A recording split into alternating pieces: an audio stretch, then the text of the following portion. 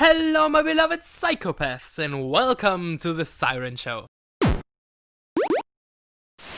I love One Piece. I love the story, I love the world building, and most of all, I love the characters. So let's rank them! At least the most important ones, the Straw Hat crew to be exact. Warning, this list is entirely based on my subjective taste. You will most likely disagree with me on most of these placements, so yeah, entirely my opinion. Still, feel free to fight me in the comments. So, with that being said, my name is Siron. This time I'm ranking the Straw Hat Pirates, so strap in, grab your nakama, and 3, 2, 1. Let's start with some honorable mentions. Alright, I'll hurry, but these are important. Not on the list are the Going Merry and the Thousand Sunny, because as much as I see them as crewmates, I don't really feel like they are comparable to the actual people in the crew. Also not ranked as Jinbei because I'm not caught up, and also he's only ever really been half of a member, so I just don't feel like comparing him to all the pre-time skip guys. And finally, Sogeking! Cause everybody loves Sogeking, but as we know, after helping out the crew, he returned to Sniper Islands, which is in your heart of course, and only briefly returned to mentor Usopp in Thriller Bark, so since he's such a one-off member, no spot for the Sniper King in this list. Now, finally, at last, let's hear it for number 9! Chopper. Hey, come on, Chopper's not that cool. I know he's the marketing baby, but capitalism be damned! Chopper is supposed to be cute, and I don't really care for cute, and also I don't find him that cute. I mean, sure, post-time skip, he's pretty adorable, but pre-time skip he felt kinda rough around the edges with his top hat or his heavy point form, and I prefer that Chopper. Also, they robbed him of the one thing that made him stand out. Monster Point used to be a really fun twist, giving him immense power while going berserk, and he just kinda lost the going berserk part. So it got kinda nerfed into just a slight power up. Such a shame. They could have done a lot more with that. So, spot 9 for Chopper. Number 8 goes to... oh god, this one's controversial. Robin. Please, Taking, don't hate me. Robin is the crew archaeologist. That means when there's no poneglyphs around, she basically does nothing. Yeah, sure, her backstory and her saying that she wants to live was great and one of the best moments in One Piece, but after that, she's basically just an uninteresting side character with massive boobs, which I don't care about, and who doesn't get to fight cause her power is kinda boring for fighting. There, I said it! She's overpowered against riffraff, but basically useless against stronger guys. Maybe just have her do more spying or other tactical stuff, or give her a power up, I don't know. Have her do more. Even her personality is boring. She's just silently sitting around reading books and shiz and not being anything other than that. Oda, have her be more interesting like pre-Ennis Lobby. Oda, just do more with her. Until then, number 8 for Robin. Never fear, from now on I will have less to criticize. Number 7 on my list is Nami, the mom of the crew. Always looking out for the more reckless guys. I like Nami. She's only here because I like the other ones more. Nami is a female character done right. She has tons of personality and drive, she's absolutely vital to the crew and she can hold her own even if she's not a fighter. She's a trickster, tackling problems in her own way. She's competent and oftentimes more of a captain than Luffy. And she's fun! But she's not as wacky and crazy as the rest of the crew. She kinda has the role of the killjoy sometimes, which is fair, and I appreciate it, but level-headedness isn't really what I love from the Straw Hat crew. Still, that's not a criticism, it's just why I like others more than her. Also, like other Straw Hats, she kinda got less interesting after her arc. Earlier in the story, we saw her trickster side way more often, and it's a shame that Oda stopped focusing on that. Oh well, she's still good. I prefer the others though, so number 7 for me. Number 6!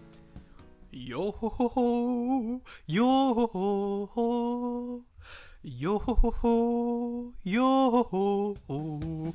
Brooke is a musician. I love musicians. I am a musician, so I love Brooke. To be honest, when I first heard of Brooke, I was kinda put off by the thought of the Straw Hats having a weird afro skeleton in their crew, but that was gone the moment I first saw him in the actual series. I love his goofy, stupid jokes. I can't help it. Every time I hear a skeleton pun, I go, yo! I also love that he's a swordsman, but he also uses his music for fighting. He also literally has the powers from the underworld, so that's badass. All in all, he's a hilarious guy who fits in perfectly with the other crewmates. Of course, in typical Straw Hat fashion, his backstory is also unbelievably tragic, him having suffered the worst out of all of the crew. His song for Laboon is one of the saddest moments in the show. So yeah, Brooke is great, but with so many amazing characters in the crew, I can't rank him any higher than this. So he comfortably sits at number 6. Yo ho ho indeed. Let's get back into the hot takes. Sanji is only number 5. Get it? Hot takes? 'Cause he's a cook? Oh, come on, the joke was fitting. Jeez, people these days have no humor. Alright, Mr. Prince, the cook of the Straw Hats. Sanji Vinsmoke. More like Sanji Vinsimp, am I right?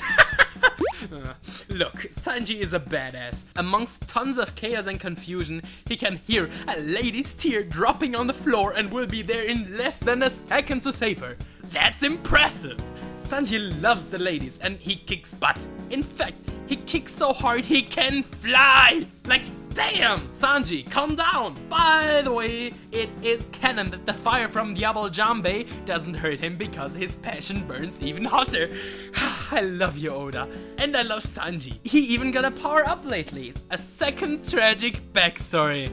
Oh, and also some weird Power Ranger suit, but who cares? The guy is a fan favorite for a reason, and I completely get why he's a lot of people's favorite Straw Hat. I also get why the next guy is a fan favorite. On number 4 we have the Mosshead Pirate Hunter, who would cut me up for calling him that, Rora Nora Zorro. Very likely the second strongest or even the strongest fighter on the crew. If you need your daily quota of badass stuff, Zorro is your man. The dude is so strong, Oda had to give him some setbacks before every battle.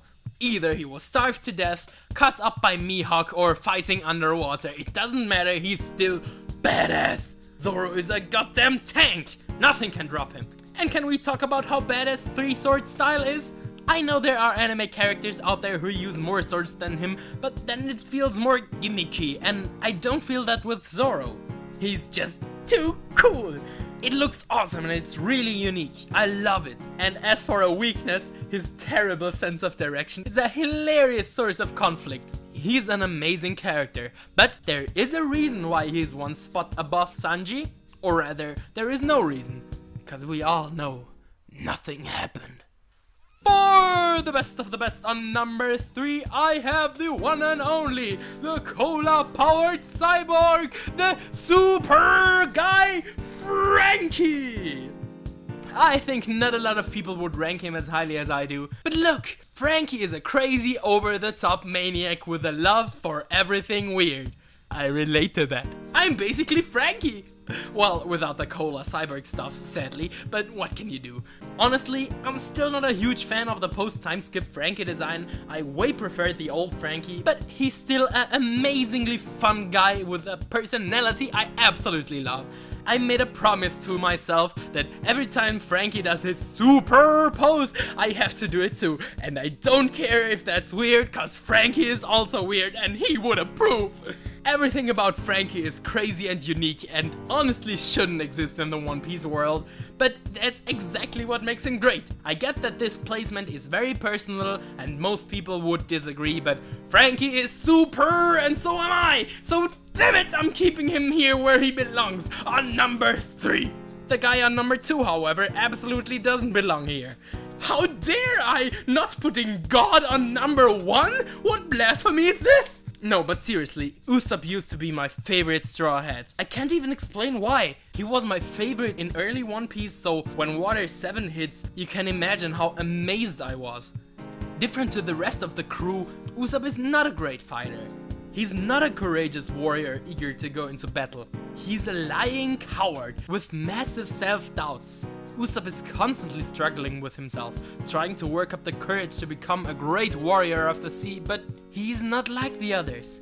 He can't just charge into battle, cause he knows that he would be beat, so he prefers staying back, harassing the enemy with long-ranged slingshot attacks and weakening their morale with his hilarious lies or his Usopp spell. My name is Captain Usopp. I have 8,000 men under my command. I love the guy. He's a massive coward, but what makes him great is that when push comes to shove and when people rely on him, he works up the courage to face his fears and pull through, oftentimes getting beaten to a pulp in the process. Also has one of the best character arcs in all of One Piece, even leaving the crew for a short time. It might have seemed to be about the going merry, but really it was about his own self-doubts about his worth on the crew. So why the hell is God-D Usopp only on number 2? Well, because on number 1 we have the one above God himself, the captain of the Straw Hat crew, our very own Monkey D. Luffy, my favorite main character of all time. Let me tell you why. Luffy is a very simple guy.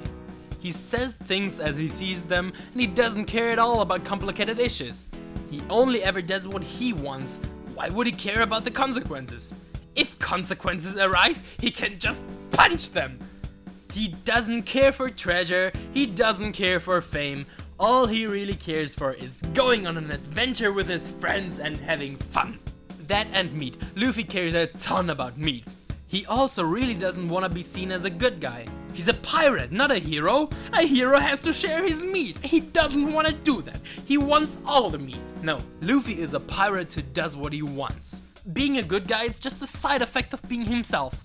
So he's happy and goofy without a care in the world, and that's just fun to see. Even his goal to become king of the pirates is really just an excuse to adventure.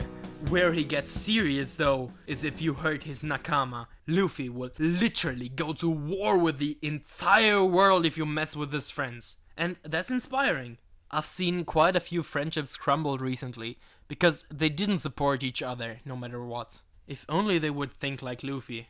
So yeah, take a lesson from this stupid little rubber kid. Be better friends. See, life lesson shoved into a video about ranking the Straw Hats. Hell yeah! Smash like and gomu gomu no bazooka that subscribe button.